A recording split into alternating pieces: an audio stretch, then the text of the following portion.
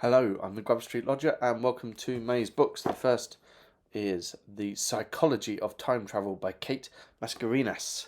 I wish I'd known about this in January 2021, was it, when I read all those time travel books? Because, well, it's a time travel book, and like many of those time travel books, there's not a lot of time travel in it. In fact, the time travel is kind of limited. It's limited from the date it's invented in the 60s to some mysterious date in the 23rd century when it just stops, and they don't know why. So it's got this limited period, and there doesn't seem to be a lot of things people can do with time travel. They can't change the past or influence the future. Weirdly, they can meet their other selves. And so an awful lot of the stuff in this book is time travel people meeting their other selves and doing things with their other selves. Someone has a wedding in which a whole bunch of their other selves turn up to the wedding. And also, there's a ballet done by 52 alternate versions of someone else. Which, that's not usually a thing that happens in time travel books. You're normally not allowed to meet yourself. But it's one of the main things you can do in this. But the emphasis is, as the title suggests, the psychology of time travel. What does it turn you into? What's your attitude to relationships, to time, to fate, to death, to religion? And how would it all affect you? So there's a character who has a very peculiar eating disorder that they can only eat at one specific point of time and in one specific place. So this park fills up with them eating. And then there's other people who grow extremely callous through time travel. And in fact, the conclave, the people running this time travel, they sort of encourage the callousness. They have all these hazing rituals and pranks to try and get the time travelers detached. And it's weird how the conclave works, because they are irrespective of all governments and things. They have their own laws, they have their own currency, they have their own slang and things like that. And the laws are, it says, taken more from the 22nd century, because they're harsher in those times. In fact, the 22nd century seems very bad from the hints we get, because their snacks are things like moss crunch and sweet cricket and stuff, and it seems to be run by a theocratic dictatorship, as far as I can tell. In fact, time travel has something to do with it, because God gets back into people's minds because of the way time travel implies that everyone's lives are set. That was interesting. There's also a murder mystery in this book. It suggests it on the back there. And in true time travel fashion, I guessed the murder. I guessed the murder on page 15. I guessed. I had my guess, and this is before the murder has even appeared in the book. And I got it right. Well, I got the murderer right, but I got the victim wrong, which is what happens when you guess on page 15 and the body's introduced about page 30, which is kind of fun. Yeah, it's a good book. One of the interesting things about it is that it assumes that all characters are women and that everyone's a woman, in the way that older books assume everyone's a man and then a woman is a deviation from a man. In this, everyone's a woman and a man is deviation from a woman. It's interesting because, as a man, I've not had that experience, and here I was having it, and that was kind of fun. And the book, as I say, it goes into the minds and the souls of the characters, what time travel does to them personally, which was an interesting take. Though I still haven't read the book about time travel that has all the bonkers time travel adventures that I want. Maybe I was spoiled by Bill and Ted, but there you go. The next thing I read was Venus and Adonis by William Shakespeare. I read it as a precursor to going to review production. It's actually the thing that made Shakespeare famous in his lifetime. He wrote it during when the plague shut the theatres down, and he published it, and it went into many editions and made his name, really, in his life, or at first. And it's all about Venus trying to chat up Adonis, and Adonis isn't that into her, and then she suddenly sees that he's going to die if he goes hunting the next day, and she tells him not to, but he does, and he dies, and she cries, and that's it. And it's Shakespeare, and he's trying to show off because this is his first foray into print, so he's at his most Shakespeareanest, and there are some, big, long, extended metaphors that shouldn't really work but do, and there's some like really subtle details, like when she's crying at his dead body, it goes into this thing about how there's two of them. And it's because her eyes are blearing with her tears, and little bits like that, very good. And oh, there's a fly. Oh, get ye gone. That's not very Uncle Toby, is it? I should, there's room enough in this world for me and thee. Just not this bit of it. You go to that bit. Anyway, so yeah, it's Shakespeare. It's good. I mean, he's not always good. I saw, what was that bloody play? Can't remember now, but there's one I didn't get at all. But he's often very good, and he's very good in this, and it's tight, and it's compact, and it's good. Simple. The next thing I read was Fields of Fire, Life of William Hamilton by David Constantine, and that was with the Samuel Johnson book group. And it's biography of William Hamilton. I best knew him as a member of a very famous throuple. He was with Emma Hart, later married her, became Emma Hamilton, and then she went off with Nelson, and the three of them formed a sort of menage a trois for a bit, and that's how I knew him. And I went to the Emma Hamilton exhibition at the Maritime Museum a little while ago, and there was stuff there about how she was essentially given to William Hamilton by his nephew. That's a very creepy way, but how she then got comfortable when they developed this thing called the Attitudes and all of this stuff. But the book does go into that, and it does try and explain how Hamilton can be quite so chill about being the obvious third wheel in this party. But it's more about his other interests. For example, he had a whole wife before it, who lived for about 20 odd years. And his first wife is supposed to be all delicate, but she lived for 20 odd years in Naples and travelling backwards and forwards. She can't have been that delicate. And how he developed his two passions, volcanoes and vases. And it was trying to build him up as more than just the loose person in a throuple. He's also, someone whose interest in vases led to proper, discoveries about them, and also his trying to, publicise these things, improve British craftsmanship at the time, and then his observations of volcanoes made him one of the world's leading volcanologists at a time when there weren't many volcanologists. And he seems pretty nice, He seems alright, he seems decent, he seems somebody who's just following his interests. He's not too ambitious. He's there in Naples for 30 odd years. Naples is a weird place at this time. It's a kingdom run by a Habsburg inbred king who is dumb and loves hunting because he's been raised to be dumb and love hunting. Because if he was too clever, he might interfere with running the government or something. And so it's this weird, corrupt little kingdom, and he's there, and then Napoleon comes along, and all hell breaks loose, as seems to happen a lot with Napoleon. Naughty man. Right, the next thing was The Fourth Pig by Naomi Mitchison, and I said, she's someone I've been pursuing this year, even though she's dead, so I'll catch up with her eventually, maybe. And this is a collection of fairy tales. It's been republished under a series called Oddly Modern Fairy Tales. It's probably the nicest looking of the Naomi Mitchison books I've got. And it's a collection of stories and poems inspired by fairy tales. And she wrote it in the 1930s when her husband was running for, or being, I can't remember which, Labour MP for Birmingham. So a lot of the stories are set in Birmingham. There's a Hansel and Gretel in Birmingham, where the witch is capitalism, and there's a whole bunch of other ones in Birmingham, and that's it's kind of fun. And so that's most of it, is these retellings of things in Birmingham. The Fourth Pig is there's Straw Pig, Twig Pig, Brick Pig, and then Fourth Pig.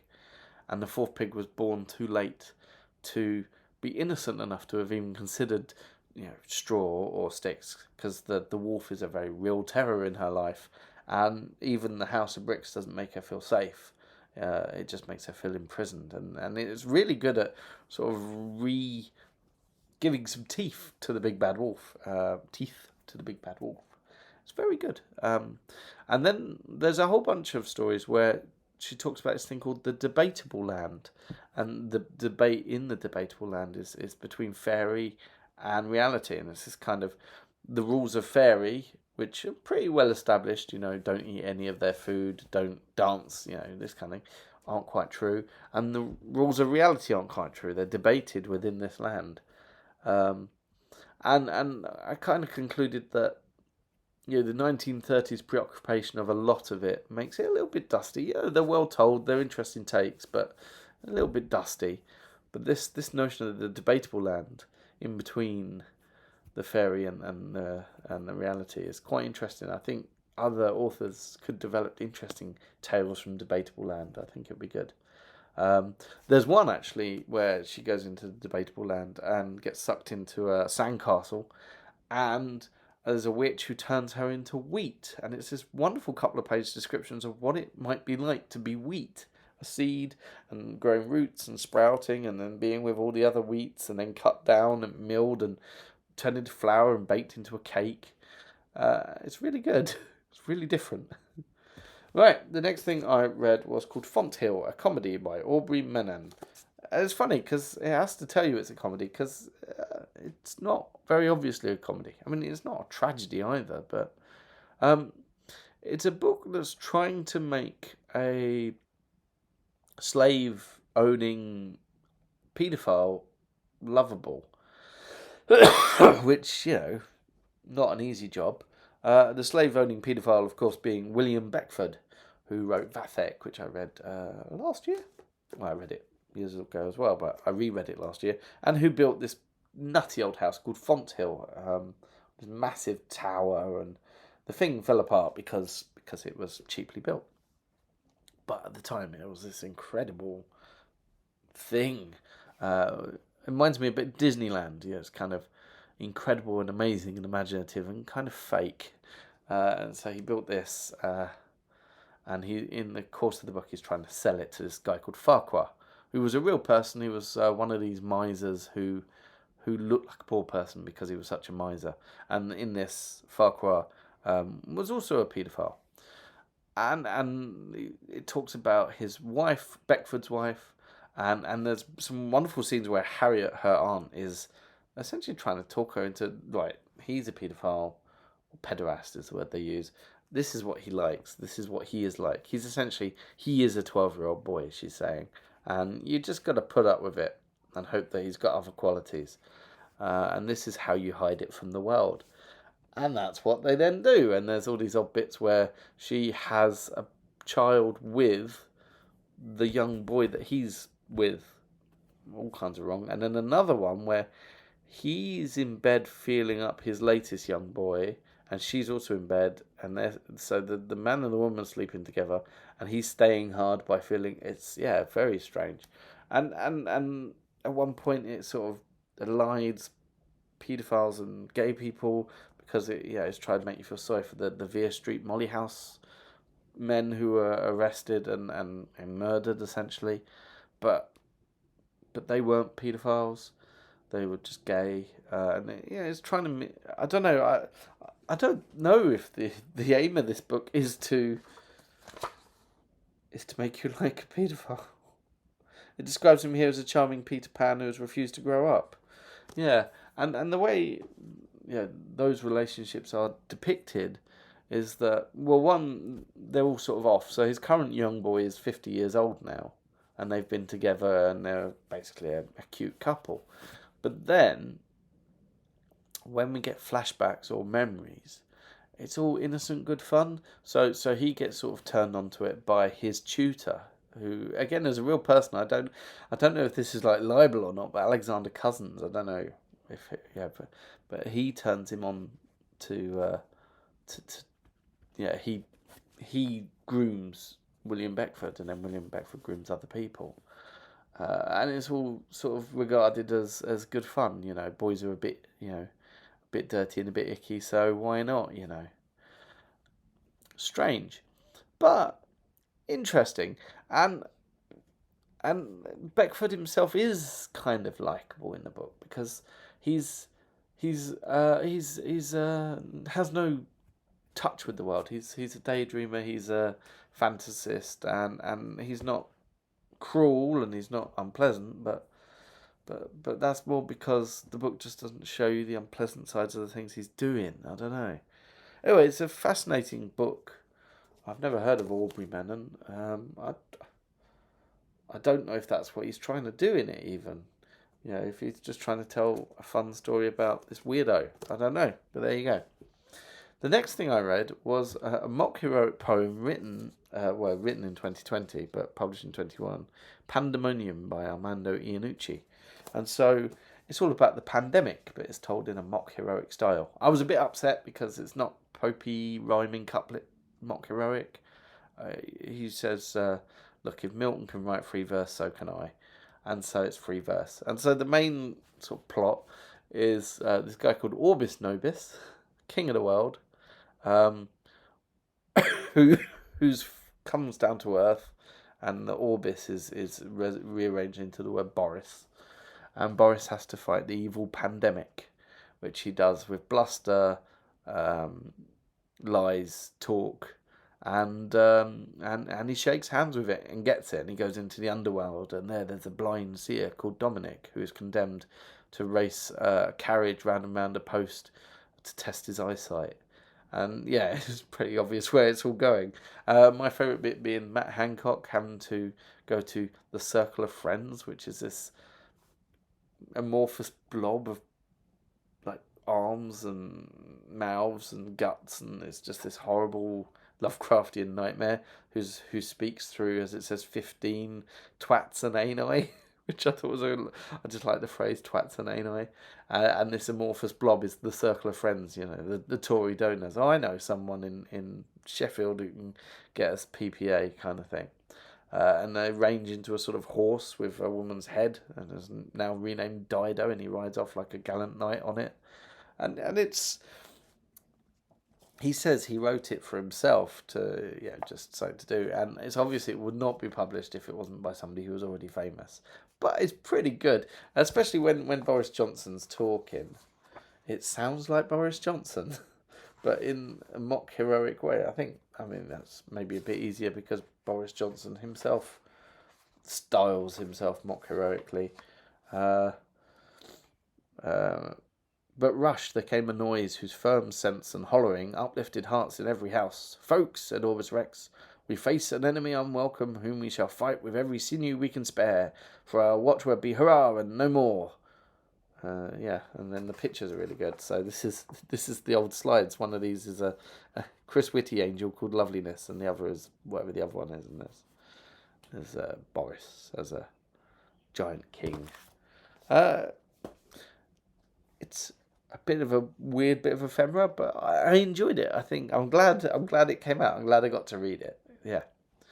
The next thing I read was The Island of Dr. Moreau by H.G. Wells. And you know what? I should really read more H.G. Wells, because every time I do, they're a banger. This is a really fun book.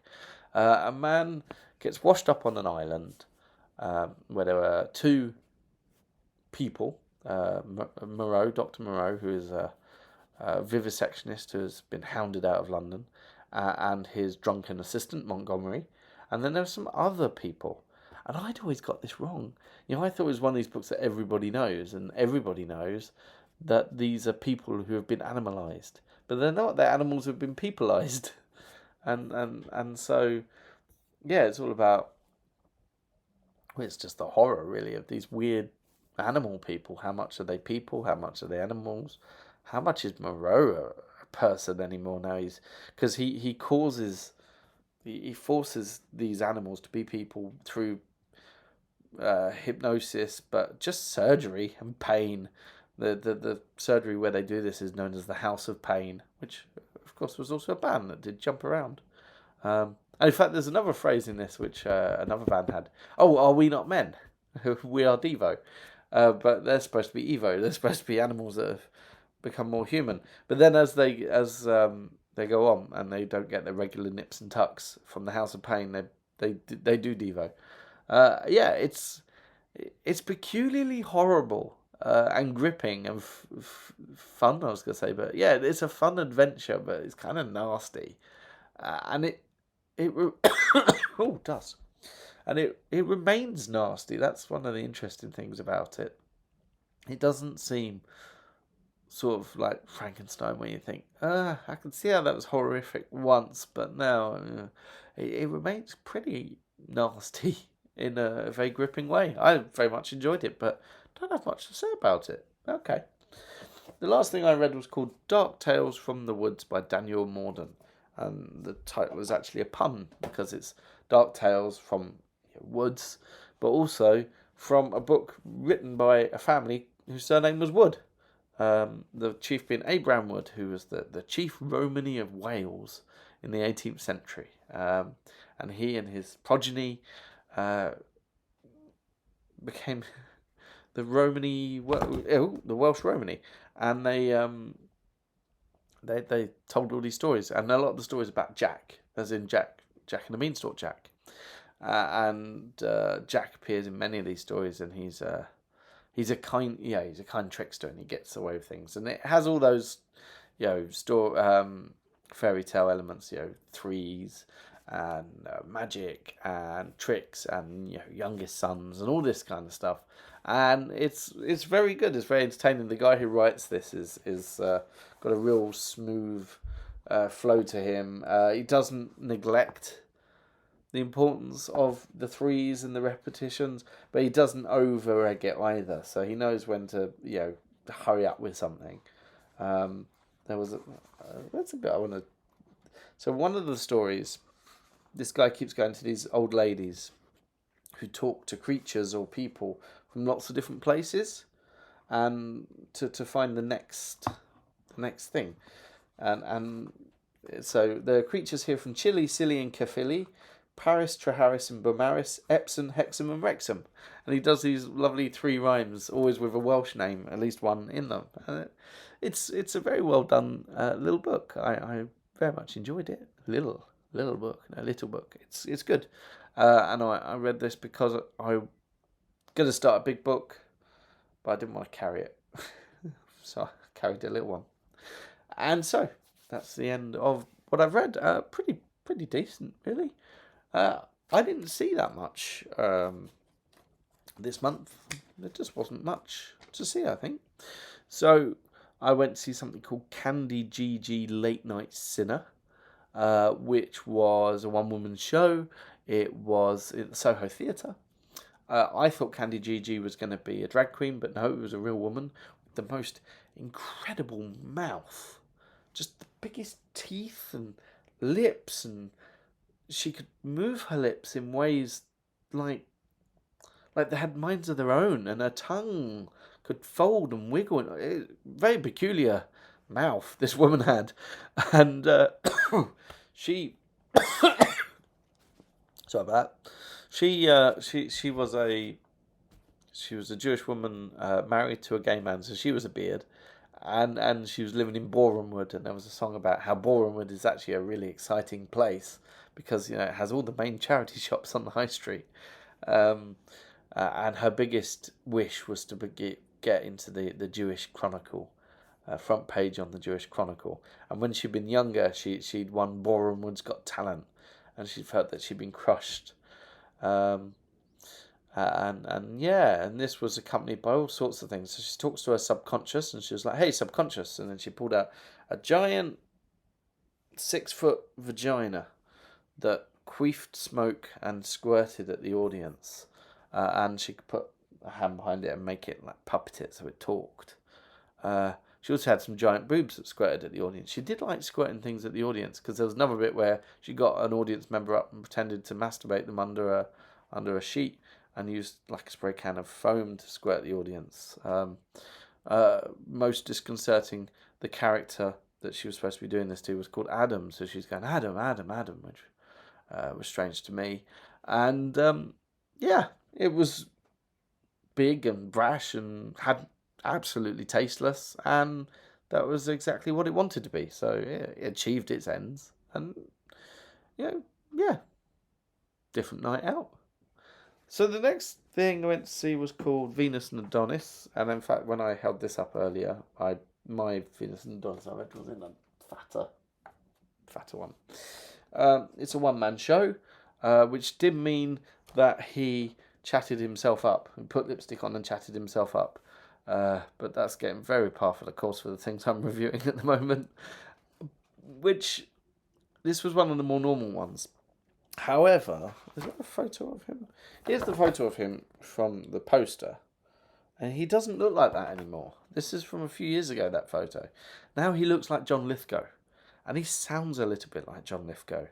Especially when he's getting excited. And when he's doing a one-man Shakespeare, chatting himself up in Shakespearean prose, looking and sounding like John Lithgow, that is such something that Dick Solomon from Third Rock from the Sun would do, that it was really, really distracting. Because it just felt like I was watching John Lithgow's, Dick Solomon character from Third Rock from the Sun in real life. They wouldn't let me put that in the review when it was the main thing I took away from it. But there you go. And then the last thing I went to see was a man called Stuart Michael, the psychic medium. I found it quite amusing because I looked him up. I found he was from Stanford, which I know quite well. And just it's not an area that I connect in my head with the mystical arts. And in all the posters, he looks, as you can see, he's incredibly camp. So he came out and he's like, "Hello, everybody, right, hi." And in some ways, I've never been to a medium before, but in some ways it was kind of what you're thinking. He sort of stalks the area like this. And then he'll pause and he'll go, "I'm sensing something. I'm sensing an S." He always drew it. "I'm sensing an S in this area. An older man, S. But past before the usual time, past a little early, S. Someone," and they'd essentially badger that area of the audience until one of them put their hand up and went, "Yeah, it's me," and then they'd develop a story together. And so I don't believe in this stuff, as might be obvious, but I was fascinated how he got a story out of the members of the audience and how he moved around the auditorium and got them out of different areas, and so created a night of entertainment out of it. Quite a personal night, because it was people telling rather personal stories about themselves. And so, as the mystic arts, not convinced, but as entertainment, pretty good, Anyway, that was May.